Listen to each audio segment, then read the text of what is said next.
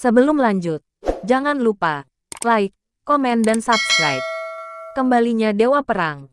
Bab 7. Kamu berharap Zoe lebih baik mati daripada menyetujui kondisi seperti itu. Baik, tunggu saja. Derek menyeringai diam-diam sebelum berbalik untuk pergi. Melihat kulit Zoe yang pucat, Levi menggenggam tangannya dan bertanya, Zoe, apa yang terjadi? Siapa pria yang barusan? Zoe menggelengkan kepalanya. Tidak apa, namun dia tahu Derek tidak akan membiarkan ini istirahat. Jadi dia gelisah sepanjang jalan. Di tengah jalan, sekelompok besar orang tiba-tiba mengepung mereka berempat. Orang-orang ini adalah anggota tim keamanan. Masing-masing menunjuk mereka dengan pistol. Zoe ketakutan sampai kehabisan akal. Wajahnya pucat pasi saat dia mencengkeram tangan Levi erat-erat. Demikian juga, Aaron dan Caitlin lumpuh karena teror. Karena mereka tahu bahwa itu adalah balas dendam Derek. Kelompok pemimpin, mengenakan pakaian tempur, memandang mereka dengan mata dingin dan tanpa belas kasihan di bawah kacamata pelindung. Tuan Jones, apakah ini penjahat yang Anda tipu? Ya, Tuan Lewis, jawab Derek. Orang ini baru keluar dari penjara hari ini. Bagaimana dia memenuhi syarat untuk mengadakan perjamuan seperti itu? Saya curiga dia memiliki sesuatu di balik lengan bajunya. Jika ada sesuatu yang muncul pada kesempatan ini, memulihkan Anda memikul tanggung. Jawab ini, Tuan Lewis. Apakah ini nyata? Ethan Lewis, wakil ketua tim keamanan, bertanggung jawab atas keselamatan di dalam. Dia tidak tahu bagaimana mereka masuk. Derek tersenyum puas pada Zoe, lalu berkata kepada Ethan, apapun situasinya, Tuan Lewis, saya sarankan kita tangkap dia dulu. Kita harus menyingkirkan segala risiko yang mungkin terjadi. Benar, bagaimana dia bisa menghadiri perjamuan ini tepat setelah dia dibebaskan dari penjara? Periksa undangan mereka dulu, kata Ethan dingin. Zoe dan orang tuanya tercengang. Kartu undangan apa? Tidak ada kartu undangan sama sekali. Serahkan undangannya. Derek berbicara dengan cara yang sombong. Kami tidak memilikinya. Jawab Levi tenang. Haha, apakah Anda mendengarnya, Tuan Lewis? Mereka sama sekali tidak memiliki undangan. Pasti ada yang mencurigakan di sini. Derek sangat gembira mendengar bahwa mereka datang tanpa undangan. Pria, tangkap mereka. Ethan memberikan perintahnya. Pada saat itu, Zoe sudah panik. Ibu, ayah, dan aku pasti akan baik-baik saja. Bahkan jika kami ditangkap, tapi Levi pasti akan menjadi sasaran pencapaian Derek dan dikirim ke penjara lagi. Tunggu, kami masuk melalui pos pemeriksaan keamanan. Apa yang membuatmu berpikir kami tidak berhak berada di sini? Kata Zoe dengan marah. Itu tidak mungkin. Derek mencibir. Undangan wajib untuk memasuki tempat ini. Bahkan tuan rumah perjamuan ini, Dewa Perang, membutuhkan undangan. Ada yang tidak beres jika tidak ada undangan. Ya, itu juga yang pertama bagi saya, kata Ethan dengan pasti. Mengetahui bahwa semua orang, termasuk para Taipan, datang dengan undangan hari ini. Bawa mereka pergi. Aaron dan Caitlin memejamkan mata dengan ngeri. Zoe juga sangat ketakutan. Terima takdirmu, Zoe. Derek terkekeh. Ini adalah konsekuensi dari menolakku. Siapa yang memberitahumu bahwa seseorang harus membutuhkan undangan untuk masuk?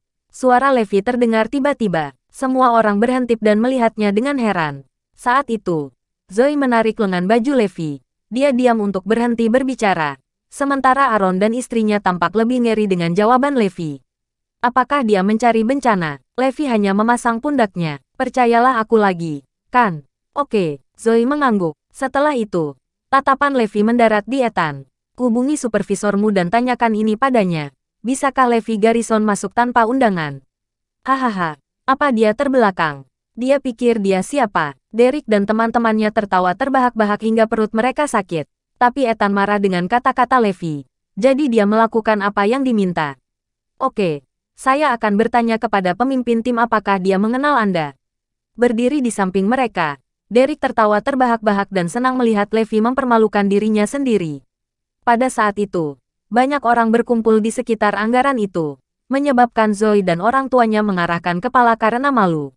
Ini memalukan. Ethan berkonsultasi dengan Clement Phillips, pemimpin tim keamanan, melalui headsetnya.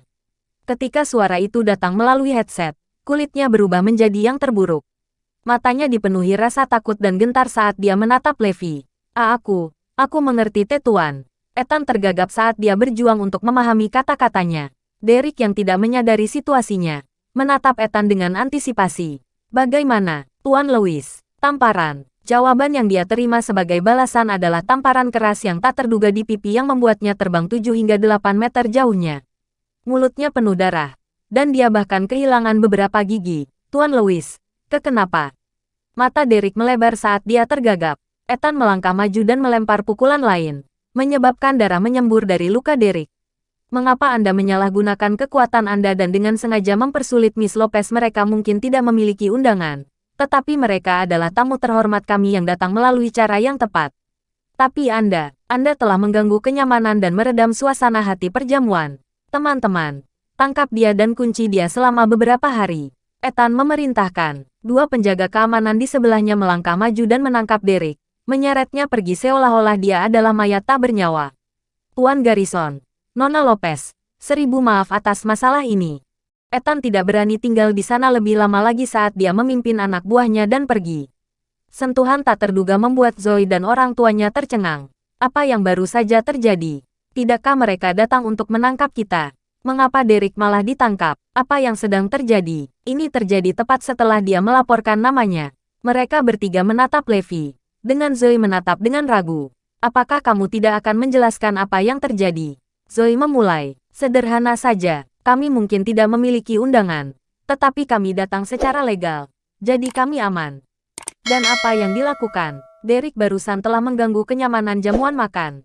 Kalian baru saja melihat gerombolan orang yang sibuk, bukan? Itu kesan buruk Diana. Jika God of War mengetahui tentang apa yang terjadi barusan, lupakan Derek. Bahkan Jesse Nielsen sendiri tidak dapat memikul tanggung jawab ini. Aku mengerti sekarang, jawab Aaron segera. Tidak apa-apa selama kita membuktikan bahwa kitab Asuk secara legal. Caitlin mengangguk. Ya, seharusnya begitu. Meskipun Zoe merasa ada sesuatu yang salah, sepertinya tidak ada celah dalam penjelasannya. Baginya, itu terdengar sangat logis dan masuk akal. Namun, saat Levi menoleh, matanya berkedip. Dia telah mendengar apa yang dikatakan Derek barusan. Alih-alih mengurungnya selama beberapa hari, dia bertekad membiarkan Derek membusuk di penjara. Perjamuan makan malamnya sederhana, tetapi orang-orang yang hadir adalah sosok yang luar biasa sehingga Zoe dan orang tuanya tidak berani mengeluarkan suara begitu mereka duduk.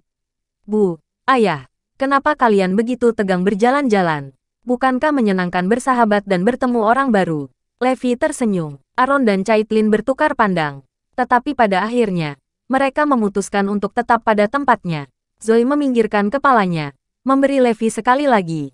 Apakah kamu tidak takut? Ketenangan luar Levi memberi Zoe dan orang tuanya ilusi bahwa dia terbiasa dengan kesempatan seperti itu. Kenapa aku harus? Kata Lewi. Zoe merenung. Lah harus terbiasa menghadapi orang-orang keji dan keji di penjara. Jadi, dia berhenti bertanya. Sementara itu, semakin banyak orang yang datang ke perjamuan. Dikawal oleh gerombolan besar di depan dan di belakang. Jesse dan beberapa pemain besar Northampton juga telah tiba. Aaron. Aku perhatikan semua orang datang dengan membawa hadiah. Bahkan sekretaris Nielsen membawa semacam kotak. Hadiah. Kurasa hanya kita yang datang dengan tangan kosong. Caitlin mengamati. Anggota keluarga lainnya melihat sekilas. Dan memang demikian. Semua orang membawa hadiah kecuali keluarga mereka. Terlihat jelas saat mereka duduk di sudut.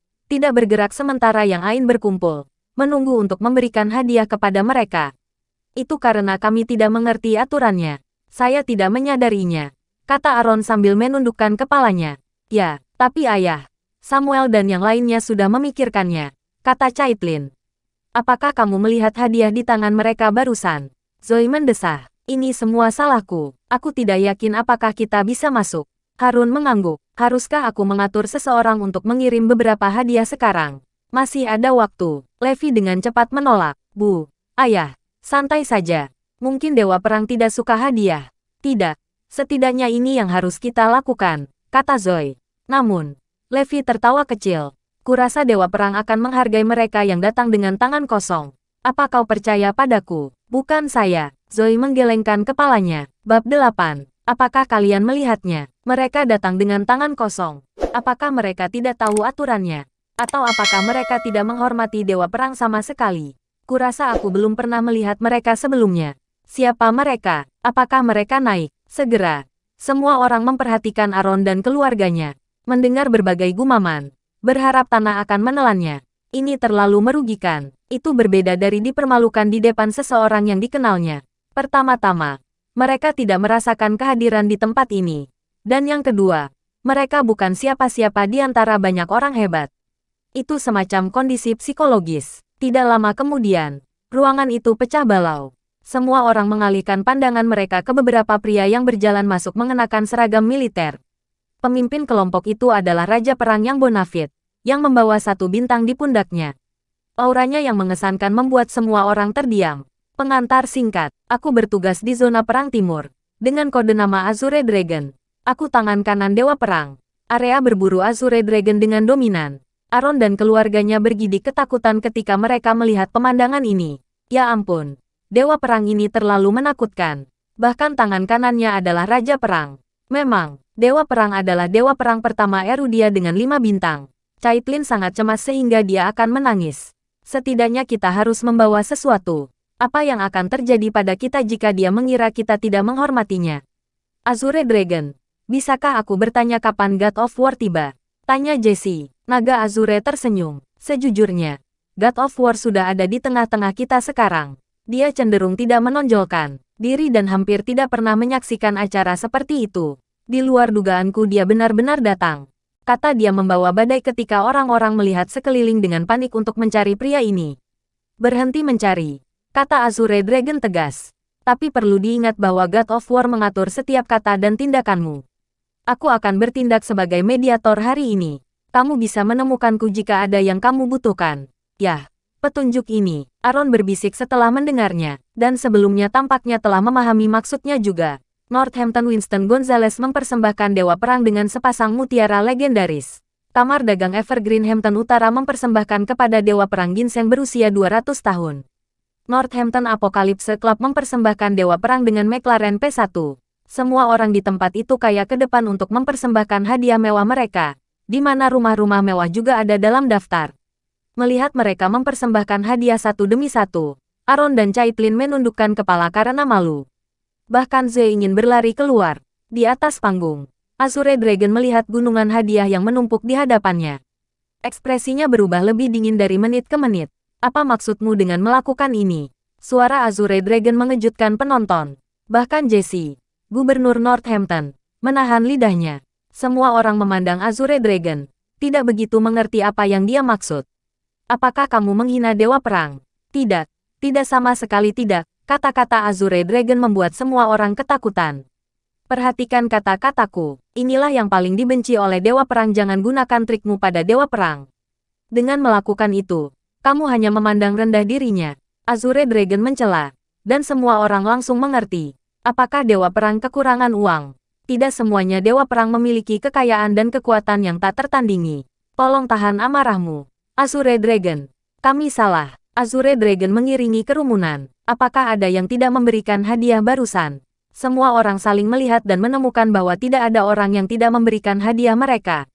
Ayah, angkat tanganmu. Ini kesempatanmu. Levi mengingatkan. Zoe dan orang tuanya telah mendengarkan. Mereka lega mendengar bahwa pihak lain tidak suka menerima hadiah. Meski begitu, mereka tidak cukup berani mengangkat tangan. Zoe, angkat tanganmu jika kau percaya padaku.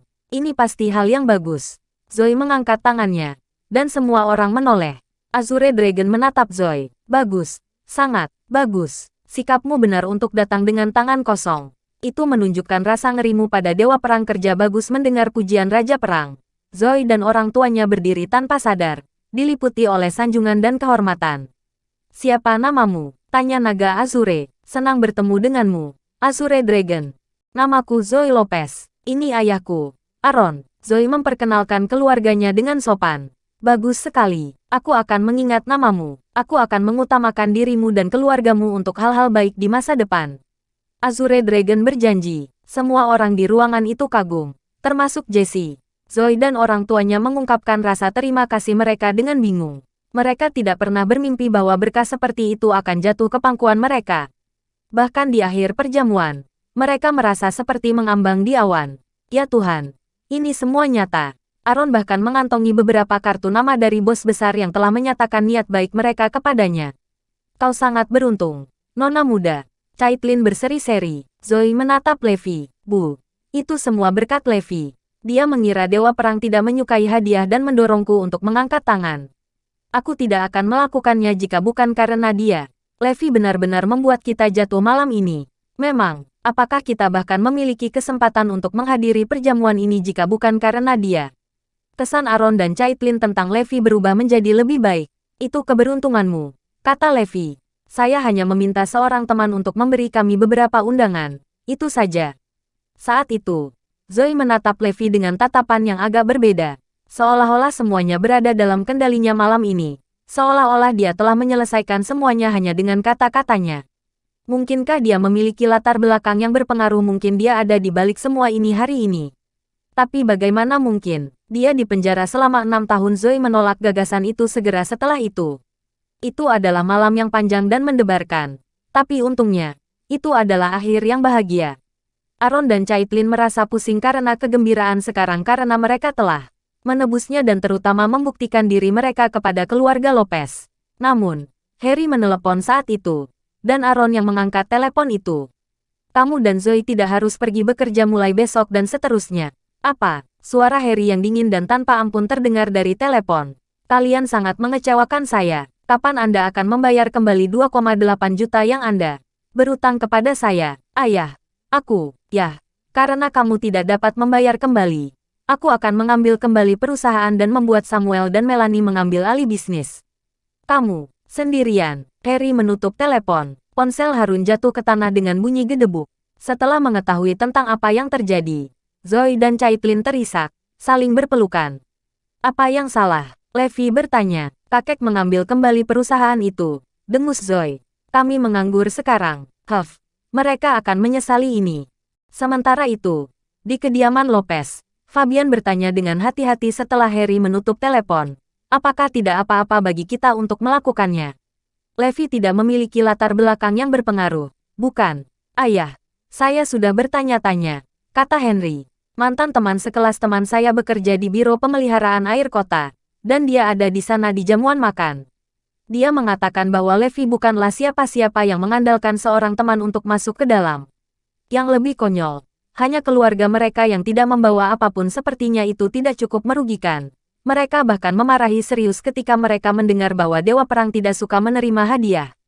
Semua orang tertawa ketika mereka mendengar apa yang terjadi. Harry kemudian mendengus dingin. Aku harus mengambil kembali perusahaan mereka dan membuat mereka mengganggu karena mempermalukanku di Paradise Villa. Dia sangat marah karena kejadian hari ini. Henry lah yang membuat rencana agar Harry mengambil kembali perusahaannya. Itu benar. Mereka sekelompok badut tidak tahu berterima kasih yang tidak pernah memperlakukan kakek dengan rasa takut. Samuel menimpali. Aku berjanji akan membuat hidup mereka sengsara. Harry menatap Samuel. Wajahnya penuh antisipasi. Keluarga Lopez bergantung padanya sekarang. Samuel, kurasa kita tidak bisa sampai ke proyek pengembangan Taman Ekologi West City besok. Tapi tidak apa-apa. Kamu harus bekerja lebih keras, Samuel, dan memberi kami lebih banyak proyek melalui koneksimu. Jangan khawatir kakek, jawab Samuel. Bersambung.